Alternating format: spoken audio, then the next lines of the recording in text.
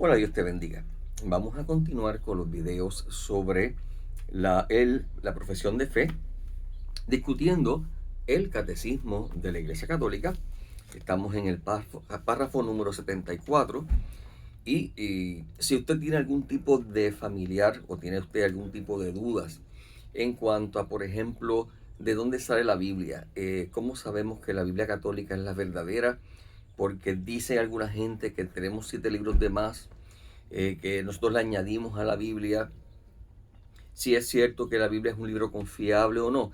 Este es un buen video porque vamos a estar discutiendo precisamente ese tema en esta discusión. Así que comenzamos en el nombre del Padre, del Hijo y del Espíritu Santo. Una vez más te pedimos, Padre Celestial, que tu Espíritu Santo nos capacite, nos ilumine, nos llene de su gracia y poder para que podamos comprender y vivir la fe que nos transmitió tu Hijo Jesús. Dulce amado Señor, concédenos la gracia de tu Espíritu para que Él nos explique las Escrituras. En el nombre del Padre, del Hijo y del Espíritu Santo. Amén. Y comenzamos en el artículo número 74, donde dice: Dios quiere que todos los hombres se salven y lleguen al conocimiento de la verdad. Esto se encuentra en la primera carta a Timoteo, capítulo 2, versículo 4. Dios quiere que todos los hombres se salven, no solamente los cristianos.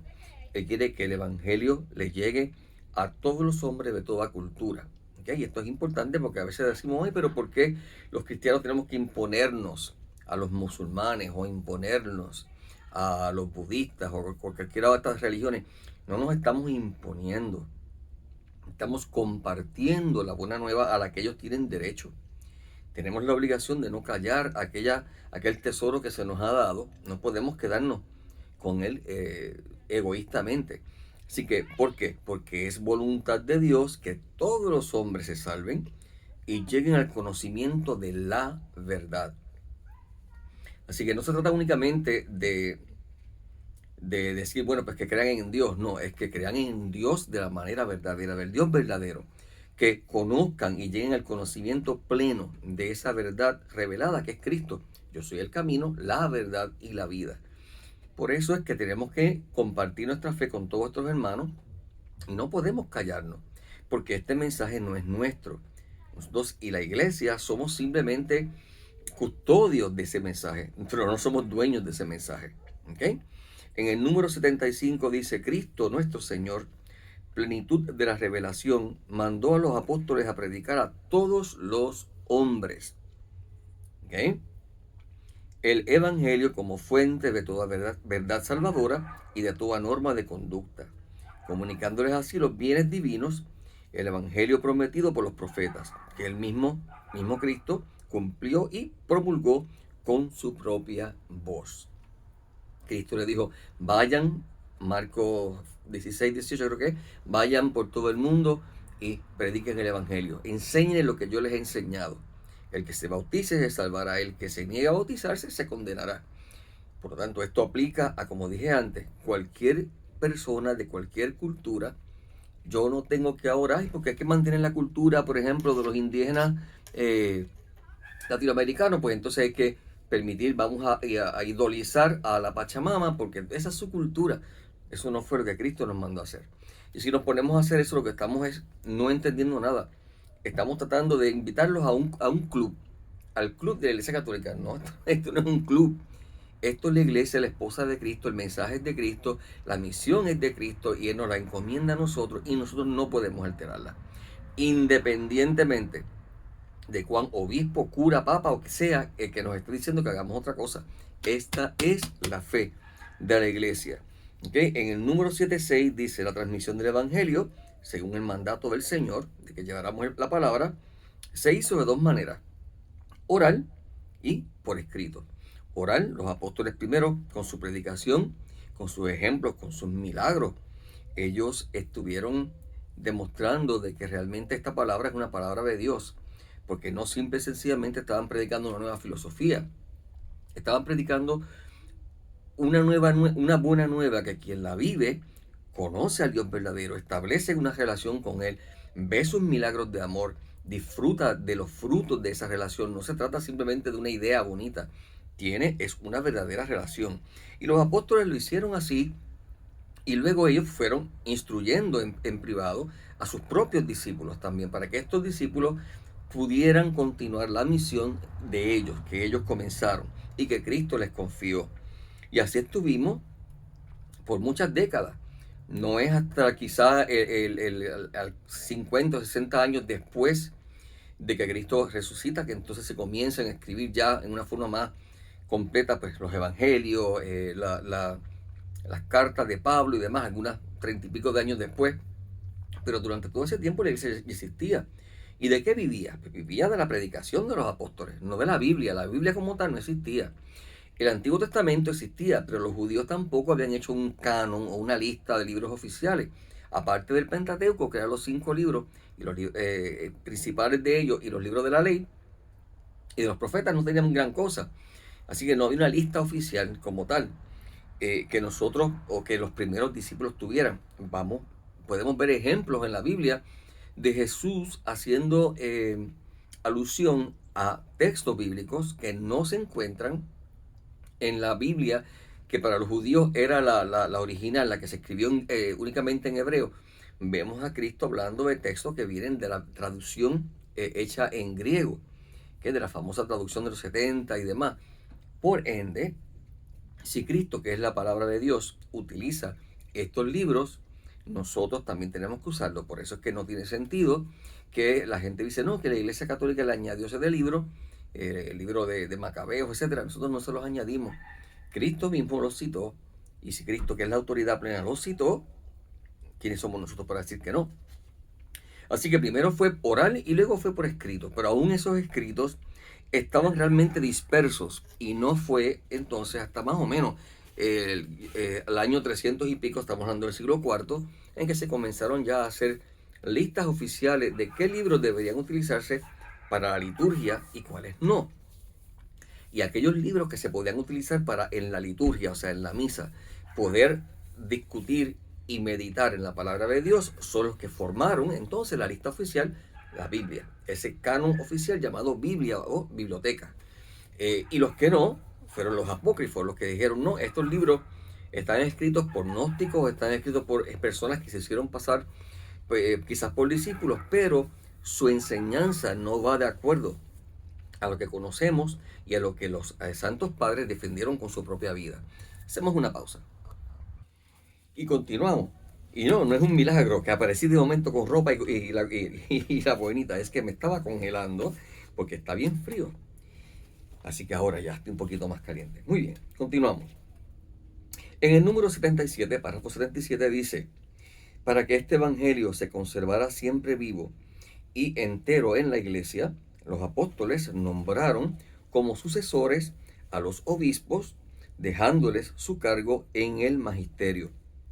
Si tú quieres ver dónde hay evidencia de eso en la Biblia, vete a la primera y a la segunda carta de Pablo a Timoteo, y también vete a la carta de Pablo a Tito, y vas a ver a Pablo dando instrucciones específicas de cómo tenían que ser los obispos, cómo tenían que ser los sacerdotes, los diáconos, etcétera, y cómo San Pablo le está diciendo, mira, a estos dos discípulos, Timoteo y Tito, ustedes tienen que escoger a estas personas y asegúrense de que sean gente que puedan defender el evangelio, que sean fieles al evangelio, ¿okay? Que estén dispuestos a dar su vida por él. Esa es, como quien dice, la base de lo que es la tradición. Esta enseñanza transmitida por los apóstoles y por Pablo a sus discípulos directos y defendida por estos discípulos directos, inclusive con su vida, la gran parte de ellos murieron, muchos de ellos mártires, que se va a seguir transmitiendo fielmente a otras personas, y se le va a dejar a estas personas el cargo de transmitirlo sin dañarlo. ¿Okay? Y esto es lo que va a formar la tradición, como dice en el número 7.8, dice, esta transmisión viva, llevada a cabo en el Espíritu Santo, en la garantía y el poder del Espíritu Santo. Recuerden que Cristo prometió, cuando yo les envíe el Espíritu, Él los llevará a la verdad total. Por tanto, si de alguna manera la iglesia tergiversó la palabra, entonces quiere decir que el Espíritu Santo fracasó, porque el Espíritu Santo estaba ahí y su función, entre otras, es asegurarnos a que se mantenga viva la palabra. Así que Esta transmisión viva llevada a cabo en el Espíritu Santo es llamada la tradición y es distinta a la Sagrada Escritura. ¿Okay? ¿Por qué es distinta? Es distinta porque es mucho más abarcadora. El mismo Juan en su Evangelio dice, si fuéramos a poner por escrito todo lo que Cristo dijo, no cabrían los libros en el mundo. Por ende, muchas cosas se transmitieron verbalmente. Los evangelios van a ser una sinopsis, van a ser un resumen, y van a ser un resumen escrito con un propósito particular cada uno, como hemos dicho en otros videos. Por tanto, no pretende expresar absolutamente todo lo que Cristo dijo, ni todo lo que Cristo les enseñó. ¿Okay? Nosotros vemos en el Evangelio que cuando Cristo resucitado está con los apóstoles, está por Dios por 40 días. ¿Qué les enseñó durante esos 40 días? Ninguno de los evangelios dice. Entonces, ¿qué pasó con lo que Cristo estuvo hablando por 40 días con ellos? ¿Qué pasó con lo que Él les dijo? ¿Se perdió? No, eso es la tradición. Eso es, por eso tú vas a ver a Pablo a veces hablando de cosas que nosotros no sabemos. Por ejemplo, cuando Pablo dice en la carta a los colosenses, si no me equivoco, o tesalonicenses, una de esas dos, que está hablando del anticristo, dice, como ya ustedes saben quién es el que los retiene, entonces tú dices, ¿pero quién es? Hoy día no sabemos quién es el que los retiene. No sabemos quién es el que retiene al anticristo. Para la iglesia moderna, eso es un misterio. Para los discípulos que estaban leyendo la carta, él lo dice, ustedes lo saben, era conocimiento, eso estaba en la tradición. Desafortunadamente, no todo se transmitió. Y algunas de estas cosas se perdieron. ¿Ok? Como esa explicación en particular. Dice, las palabras de los santos padres, esos primeros obispos de esos primeros siglos, de esos primeros 7 siglos, atestiguan la presencia viva de esta tradición, cuyas riquezas van pasando a la práctica y a la vida de la iglesia que cree y ora. Quiere decir, en los escritos de los santos padres vemos alusión directa a la tradición y los vemos diciendo conserven estas tradiciones, como igual que haciéndose eco de lo mismo que dijo Pablo y enseñando cómo se practica la fe, ¿ok? Y esa tradición a través de, como dice ahí, en la práctica y en la vida, en la parte moral, en la parte de práctica de vida, pero también en la práctica, en la parte de la iglesia que cree y ora, en otras palabras, en la liturgia, en la forma en que la iglesia da culto. Por eso tú tienes desde el siglo ya II, la carta de San Justino Mártir, en la cual se explica y se nombra todas las partes de la misa, igualita como está celebrándose hoy día. Y estos son libros que son de conocimiento público. Si tú quieres saber, simplemente entra a internet y búscate la página de los santos padres de la Iglesia Católica y puedes leer sus escritos. Sí te advierto que son numerosos, son muchos, ¿ok? Solamente por ejemplo, de San Juan Damasceno tenemos como 30 o 40 de sus homilías que son larguísimas, o sea que hay mucho que leer. En el número 79 dice, así, la comunicación que el Padre ha hecho de sí mismo por su verbo, Jesús, en el Espíritu Santo, sigue presente y activa en la iglesia. Dios que habló en otro tiempo, ¿okay? Sigue conversando siempre con la esposa de su Hijo amado. Así el Espíritu Santo, por quien la voz viva del Evangelio resuena en la iglesia y por ella en el mundo entero, va introduciendo a los fieles a la verdad plena y hace que habite en ellos intensamente la palabra de Cristo. Entonces, nosotros pensamos que todo esto a veces es un asunto humano. ¿Y cómo yo sé que la iglesia tal es la mejor? ¿O cómo yo sé que eso no se pervirtió? ¿Cómo yo sé que eso ¿Cómo yo sé que eso es lo verdadero? Dios es nuestra garantía. Las promesas de Jesús. Yo les envío el Espíritu y el Espíritu los llevará a la verdad total. Yo estaré con ustedes todos los días hasta el fin del mundo. Esta es mi iglesia. Esta es la roca sobre la cual pongo mi iglesia y las puertas del infierno nunca podrán contra ella. Son las promesas de Jesús, ¿okay? Las que nos garantizan que esta iglesia va a seguir siendo iluminada por el Espíritu Santo y guiada.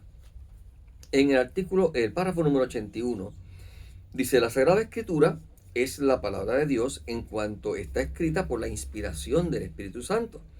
Quiere decir que la Biblia, ¿okay?, es palabra de Dios porque el Espíritu Santo se la inspiró a los apóstoles.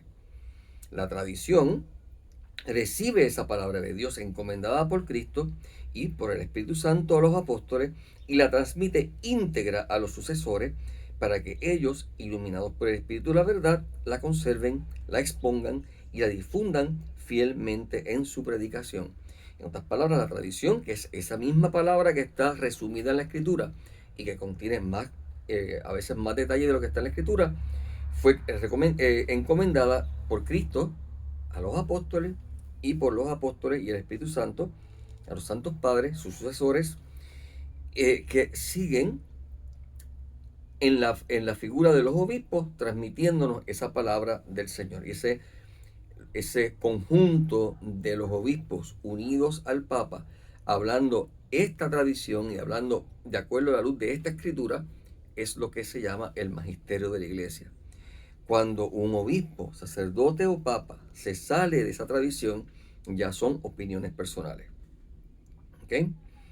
No es tanto la persona que lo que dice, lo que le da autoridad no es tanto la persona que lo dice, sino si lo que dice va de acuerdo a lo que ya conocemos por más de 2000 años.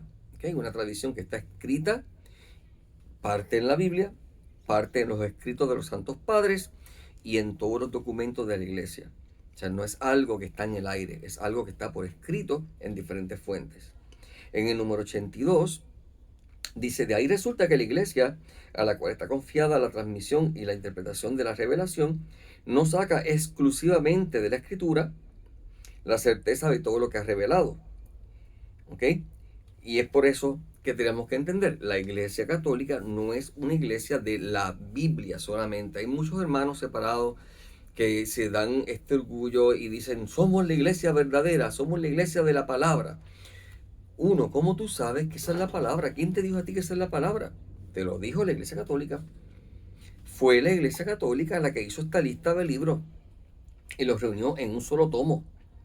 Fue la iglesia católica la que te dijo: estos libros están inspirados, esto es historia, esto no es invento.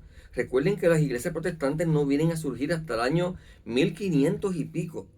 Quiere decir que por 1500 años, las Biblias, todas las Biblias que existieron y toda la palabra de Dios es la que la iglesia católica te ha transmitido, es la misma.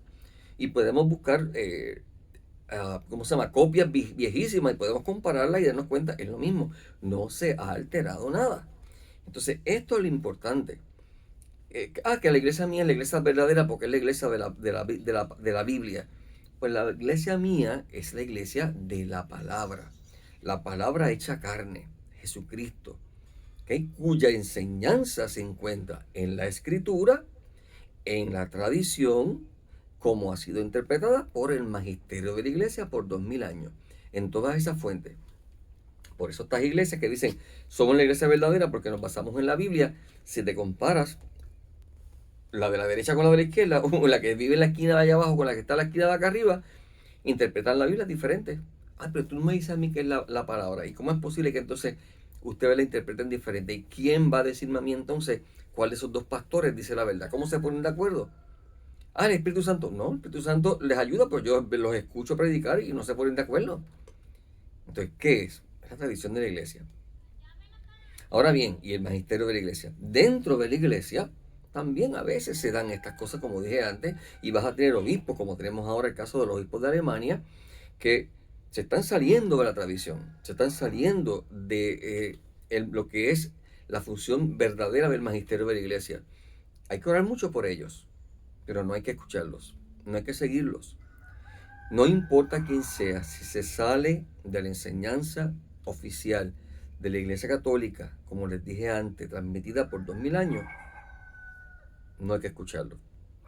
En el párrafo 83 dice: en efecto, la primera generación de cristianos no tenía aún un Nuevo Testamento escrito. Y el Nuevo Testamento mismo atestigua el proceso de la tradición viva. San Pablo lo dice todo el tiempo. Mantén viva las tradiciones que te he enseñado por carta o verbalmente. Así que las primeras generaciones de los cristianos no tenían Biblia, no tenían Nuevo Testamento. Es preciso distinguir entonces las tradiciones, o qué es la tradición, como dije en la enseñanza, de tradiciones litúrgicas o otras tradiciones teológicas o disciplinas. Hay otras tradiciones como pues, ponerle hierba a los reyes debajo de la cama para los Reyes Magos. Es una tradición de pueblo, eso no es parte de la enseñanza oficial de la iglesia. llevar a cabo, por ejemplo, las misas de aguinaldo. Eso no está en la Biblia y celebrarán las misas de aguinaldo, ¿no? Es parte de tradiciones litúrgicas, es parte de tradiciones del pueblo, de interpretaciones de un pueblo, de unos misterios y de acuerdos que se hacen, tradiciones que se establecen para poder celebrar estas cosas. ¿Ok? Así que hay que distinguir que no es lo mismo. Por último, de ese tema, en el número 84, dice, el conjunto, ¿ok?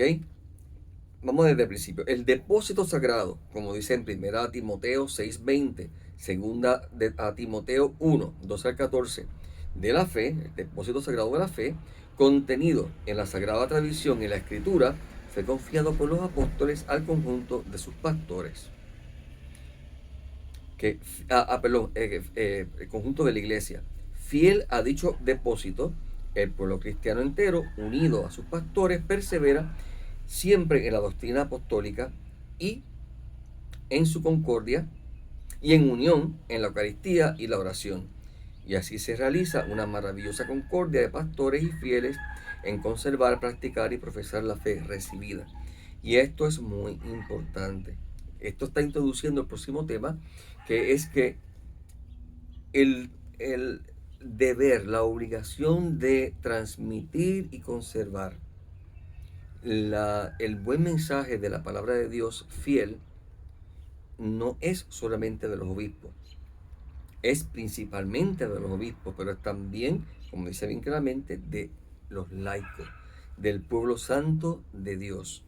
Nosotros somos también vigilantes y es por eso que si yo, como laico, escucho a un sacerdote diciendo algo que está mal, yo tengo la obligación de, con respeto, llamarle la atención y decirle, padre, perdóname, pero eso no es lo que enseña la iglesia, o por favor explíquese mejor, porque me confundió, porque no se me parece a lo que enseña la iglesia, si no te atreves a ser muy, ¿verdad? Muy brusco, pero tenemos la obligación.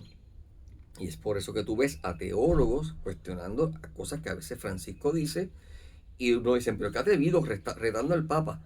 No son atrevidos, esa es su obligación. Porque, como les dije, el Papa puede hablar como Papa, ¿okay? Con la autoridad papal, y hay que escucharlo, o puede hablar con su opinión personal, como Bergoglio, Jorge Bergoglio, y a esa no hay que escucharla. Y hay que advertirle inclusive cuando Jorge Bergoglio se equivoca, decirle, Jorge Bergoglio, perdona, pero eso está en contra de la enseñanza de la iglesia. ¿Okay? O Monseñor quien sea. El número 85 dice, el oficio de interpretar auténticamente la palabra de Dios,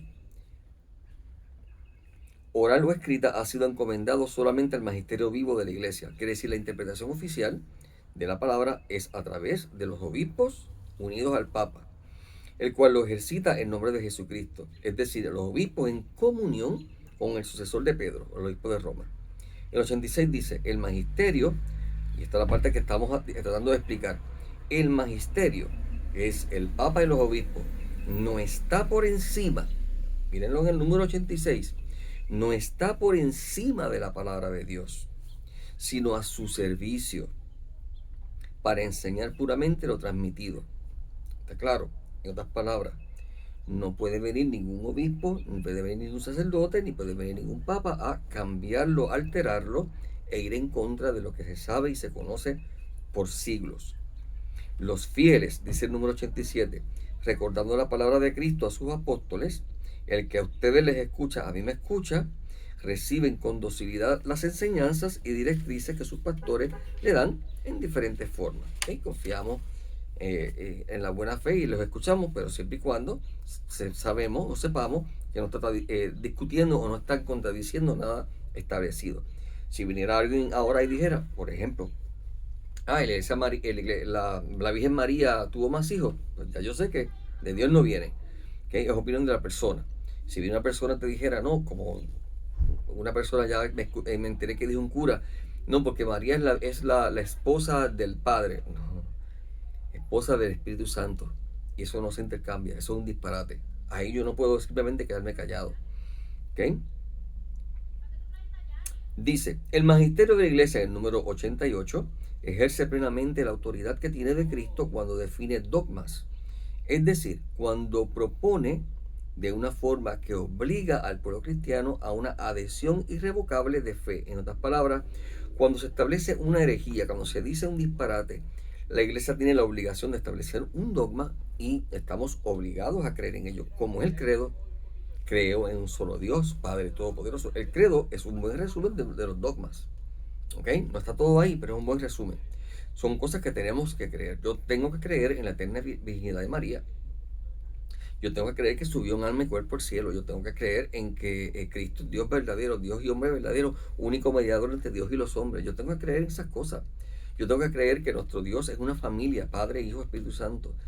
Eso no es opcional, porque si yo me desvío de eso, me estoy yendo por la mentira o por el error. ¿Okay? Nos vamos a quedar entonces ahí porque se está haciendo muy largo ya el video. Así que nos quedamos en el párrafo 88. Que el Señor les bendiga. Continuamos en el próximo video.